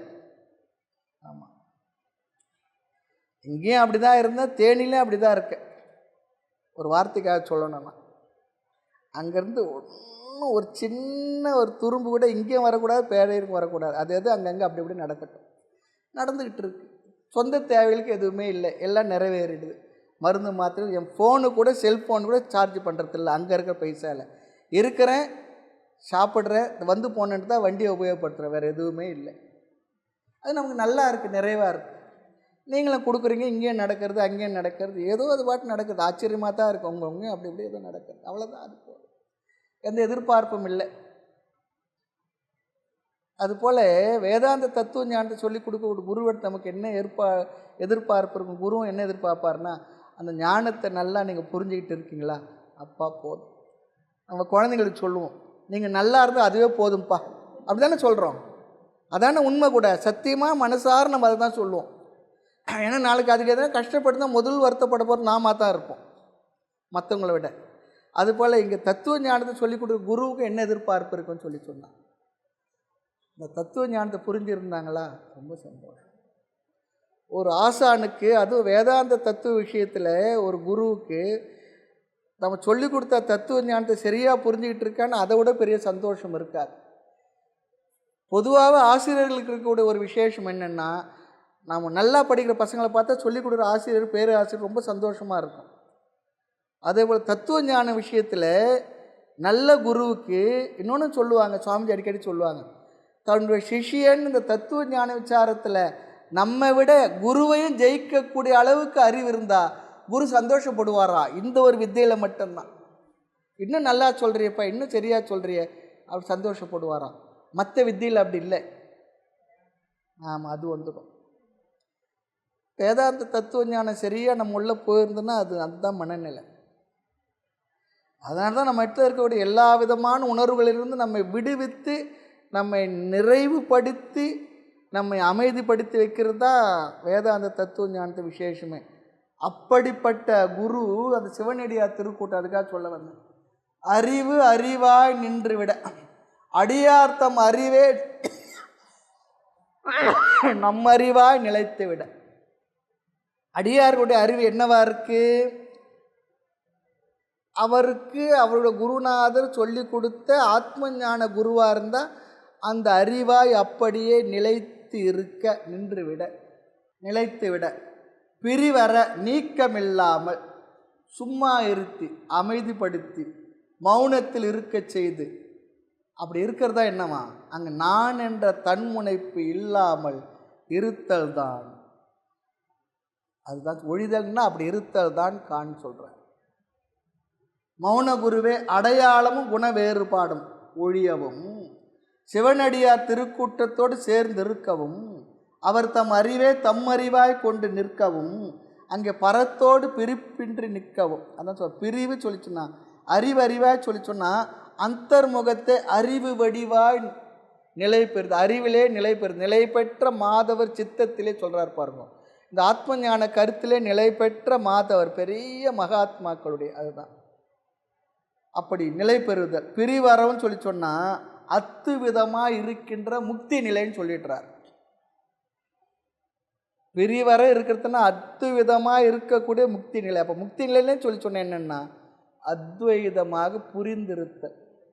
ஆத்மா அத்வைதமாக தான் இருக்குது, அது ஒன்றா தான் இருக்குது, அங்கே பிரிவே இல்லை. நான் அதை பிரித்து மனதில் புரிந்து கொண்டிருக்கலாம். ஆத்மா என்றைக்கு நித்திய முக்த ஸ்வரூபந்தான், அதில் வேறுபாடே இல்லை. அதை புரிந்திருத்தல். அதுதான் சொல்கிறார். பிரிவரவுன்னு சொன்னால் 10 விதமாக இருக்கும் முக்தி நிலை. சும்மா இருத்தி மௌன நிலையில் ஆனந்தமாக இருக்கச் செய்து, அது புரிஞ்ச பிற்பாடு என்ன இருக்குன்னா அந்த அறிவிலே இருந்த அமைதியில் இருந்த ஆனந்தம் தானே. அப்படி இருந்து சுகம் கொடுத்த முக்தியினால் மனதில் வந்த நிறைவால் வரும் ஆனந்தம். இந்த இடத்துல ஒன்று பார்க்கணும். ஆத்மா அனுபவிக்கப்படும் பொருள் இல்லை, ஆத்மாவை அனுபவிப்பதால் வருகின்ற ஆனந்தம் அப்படிலாம் இல்லை. ஆத்மாவை பற்றி அறிவால் நம்முடைய மனதில் வந்த நிறைவினால் வருகின்ற ஒரு ஆனந்தம். எதை ஒன்றையும் கிடைச்சதுன்னா சாப்பிட்டோம்னா அனுபவிச்ச ஒரு ஆனந்தம் வருது, மனதில் வரக்கூடிய ஆனந்தம் தானே. இதெல்லாம் விஷய ஆனந்தம். இங்கேயும் ஆத்மா ஆனந்தம் சொல்லி சொன்னால் ஆத்மாவை அனுபவித்து பெறுகின்ற ஆனந்தம் அப்படிலாம் இல்லை. நான் என்றுமுள்ள நித்தியமான ஆத்மாவை என்ற அறிவினால் மனதில் வந்த நிறைவினால் மனசுக்கு என்ன இருக்கும்? ஒரு அமைதி இருக்கும், சுகம் இருக்குமே. அதை வேணா சுகம், ஆத்ம சுகம்னு சொல்லி. ஆத்மா நித்திய சுகஸ்வரூபமே. இதெல்லாம் நம்ம இந்த வார்த்தையெல்லாம் நம்ம வேதாந்தத்தில் சாஸ்திரங்களில் உபநிஷத்தை ஊறினா தான் இந்த வார்த்தைலாம் நமக்கு கிடைக்கும். அதில் எங்கெங்கெல்லாம் அவர் சொல்லியிருக்காருன்னு அவருடைய கருத்தையும் நான் மனசில் நினைக்கணுன்னா, அது ஆச்சாரியர் ஆதிசங்கரை பற்றி என்ன சொல்லுவாங்கன்னா, எந்த இடத்துலையுமே வேத கருத்துக்களுக்கு முரண்படாமல். காலைல சங்கர ஜெயந்தியில் எனக்கு சந்தோஷமாக இருந்து பேசுனது கூட. மனிஷா பஞ்சகலா என்ன பேசணும்னு நினைக்கல, பேச சொன்னாங்க, 4 வார்த்தை பேசணும். வேத வாக்கியத்தினுடைய ஹிருதயத்தை, வேத மாதாவினுடைய ஹிருதயத்தை நன்கு புரிந்து கொண்டு எங்குமே வேத கருத்துக்களுக்கு வார்த்தைகளுக்கு முரண்படாமல் அழகாக பாஷ்யம் செய்திருக்கார். அந்த வார்த்தைகளுக்கு முரண்படாமல் சொல்லி சொன்னால் அவருக்கு அதுக்கு ஒரு அனுகிரகம் இருந்தது. அதே நேரத்தில் இதைத்தான் சொல்லுகின்றது புரிந்து கொண்டு எங்கேயுமே வேத கருத்து முரண்படவே இல்லை. அது முரண்பாடாக இருக்கு சொல்லித்தான். அந்த முரண்பாடு என்னுடைய அறிவினுடைய குறைபாட்டினால் வந்திருக்கலாம், அது முரண்படவில்லை என்று அந்த முரண்பாட்டை நீக்கி புரிந்து கொள்ளும் வரை நாம் படிப்பது, அந்த முரண்பாடு இல்லாமல் நாம் புரிந்து கொள்வது. அது ஆச்சாரியர் ஆதிசங்கருக்கு விசேஷமாக சொல்லுவாங்க. மற்றவங்களாம் இன்னும் சொன்னாங்க, அது விஷயம் வேறு. வேத கருத்துக்களுக்கு எங்கேயுமே முரண்பாடு இல்லாமல் அழகாக பாஷ்யம் செய்திருக்கார், உறவேல் எழுதியிருக்கார். இந்த ஆங்கிலத்தெல்லாம் அந்த நூலில் எல்லாம் விளக்க உரை எழுதுறவங்களாம் சொல்லுவாங்க. எனக்கு தெரியல, அவர் ஏதோ சொல்லியிருக்கார் அப்படின்னு முடிச்சுடுவாங்களாம் அவங்க. இங்கே அப்படிலாம் இல்லை. அந்த வார்த்தைக்கு இதுதான் அர்த்தம் எங்கெங்கே தேடி அதை தன்னுடைய அறிவு கூர்மையினால் சரி செய்து அதுக்கு இலக்கண இலக்கியங்களை எல்லாம் சொல்லி தர்க்கத்தை எல்லாம் கொண்டு வந்து இந்த வார்த்தைக்கு இதுதான் அர்த்தம், இதுக்கு மேலே இருக்க முடியாதுன்னு அழகாக நிர்ணயம் பண்ணியிருப்பார். அது ஆதிசங்கரோட பாஷ்யத்தில் இருக்கக்கூடிய விசேஷம். அது சொல்லிக் கொடுக்கக்கூடிய குருமாரில் இருக்கிறதுக்கு கூட பெரிய ஒரு சாமர்த்தியம் நமக்கு அது கிடைச்சிருக்கு. ஆமாம். ஆகவே இங்கே சுகம் கொடுத்த சொல்லிச்சுன்னா முக்தியினால் மனதில் வந்த நிறைவால் வரும் ஆனந்தம்.